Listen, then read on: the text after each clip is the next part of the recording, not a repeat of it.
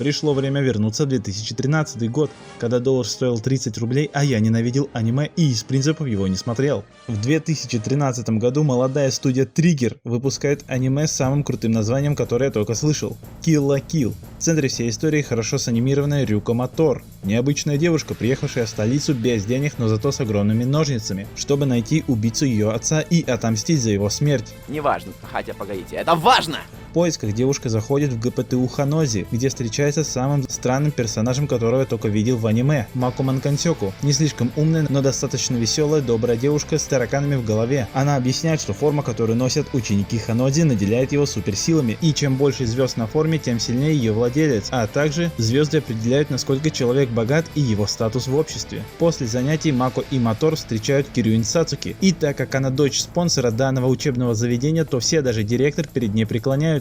Узнав силуэт девушки, Рюка кидает ей предъяву и показывает ей свои огромные ножницы. Видя по реакции Кирюин, Мотор понимает, что она что-то знает о смерти ее отца и спрашивает: «Может, ты пидор?» Собравшись аргументировать свой вопрос грубой силой, Рюка прыгает на Сацуки, но внезапно на помощь к длинноволосой брюнетке приходит карлик-боксер и жестко избивает главгероиню. Блин, ну зачем так жестко-то? Она же девочка. По лицу-то не надо было. Получив наивысшего качества лещей, Рюка вспоминает слова мудреца. Пизды не стрёмно получить, пиздюлей, ну как бы нормальная хуйня. И сбегает оттуда со скоростью синего ежа. Позже вечером она, грустя в месте, где раньше был ее дом, думает о том, как жить дальше. И естественно, стоя на хрупкой полусгнившей доске, она проваливается.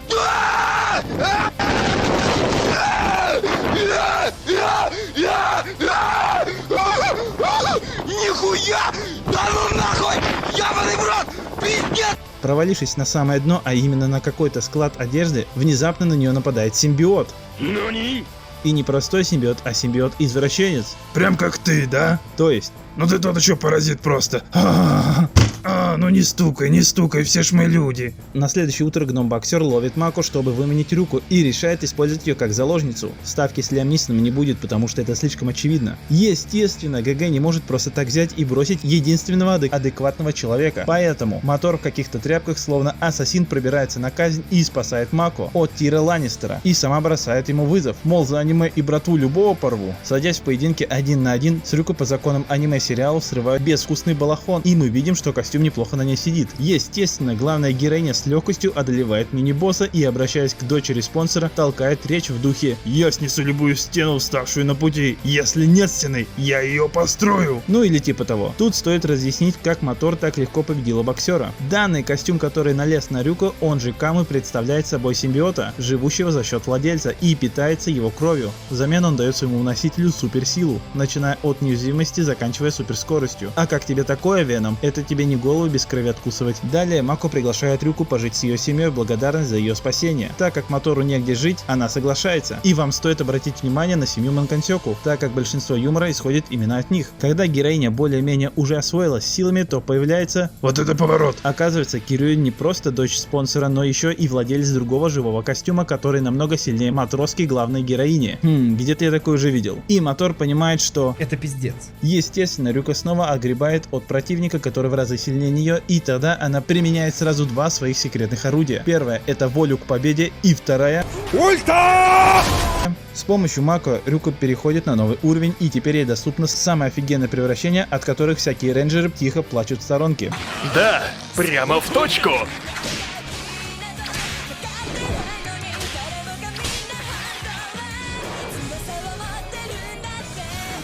Слияние жизненных нитей! Камуэ Синкетсу! Камуэ Синкетсу.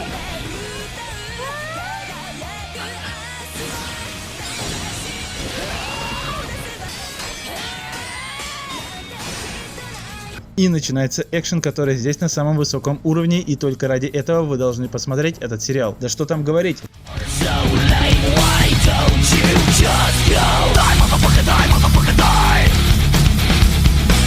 И Рюка снова проигрывает, но в этот раз бросает вызов Сацуки и говорит что-то в духе: «Я тебя выебу, блядь!» Бои в сериале сделаны настолько качественно, что в них столько пафоса, что посмотрев однажды, ты будешь это помнить вечно, ибо в них все гиперболизировано, что является плюсом, а невероятные ракурсы и перспектива так и орет другим студиям: завидуйте нам и тихо плачьте, но втайне благотворите. И лично я не видел где-либо в аниме еще таких ракурсов и таких сломанных перспектив, которые работают на атмосферу фильма. Сюжет четко поделен на 3 части, что очень и очень круто. При первом просмотре я думал: так сериал про это, а затем он словно Джон Сина кидает тебя на прогиб, и ты думаешь: так это все было из-за этого, а потом прилетают инопланетяне и забирают тебя с собой, и ты уже просто тихо офигеваешь и пускаешь скупую мужскую слезу. Ну или ревешь как баба. В первую очередь данный сериал умная комедия с простым словно кубик Рубик сюжетом, но не пытайся напрягать свой мозг при просмотре. Сериал хорошо расслабляет и дает отдохнуть мозгу. По своему опыту скажу, что сериал хорошо заходит утром и дает заряд хорошего настроения на все 12 часов, а также Улучшает аппетит. про сюжет на самом деле очень трудно что-то сказать, так как он вроде бы и простой, и в его основе лежит обычная месть, но то, какие там повороты и чем он цепляет, описать очень и очень трудно, особенно без спойлеров. Скажу сразу, что сериал мне понравился не только за хорошо нарисованных полуголых девушек.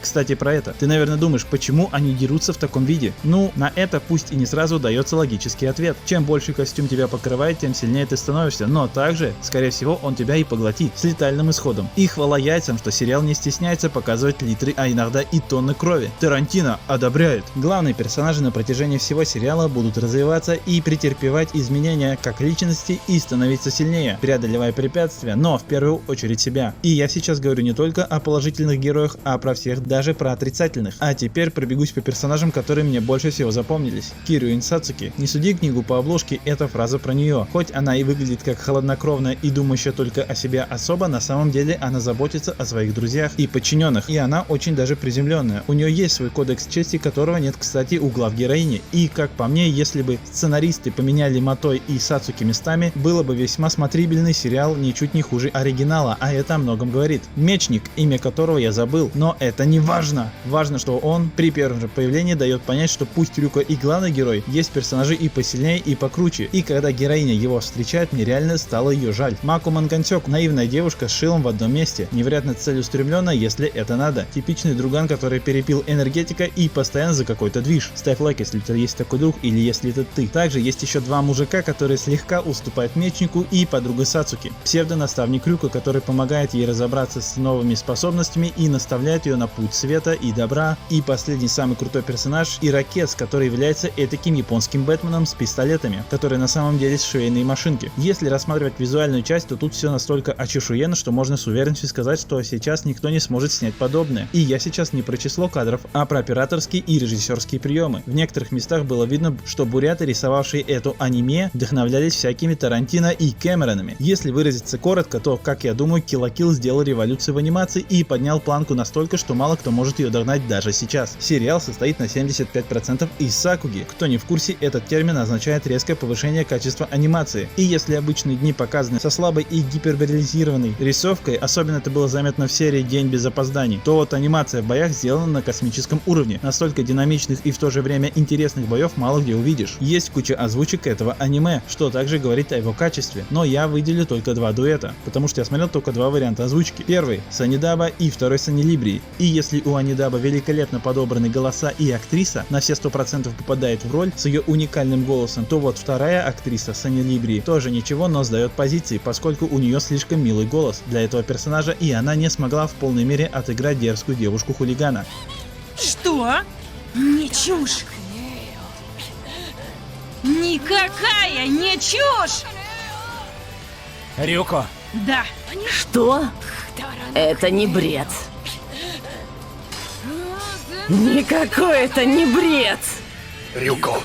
Да. Но Анилибрия все компенсирует своим переводом, ибо там переведены имена кровопийцы и непорочного, чего нет на Анидабе, поэтому тебе выбирать между атмосферой и хорошим переводом. Сериал мне понравился больше всего за его стиль повествования и визуальную стилистику, которая уникальна, и вы легко сможете узнать Kill la Kill из-за его стиля. Также есть 2 крутых фильма с русскими субтитрами, как делали этот шедевр, ссылку на них я оставлю в описании. А теперь самое главное. Большое спасибо за просмотр, поставь лайк и не забудь написать внизу Kill la Kill, это поможет мне в раскрутке. Всем удачи и пока!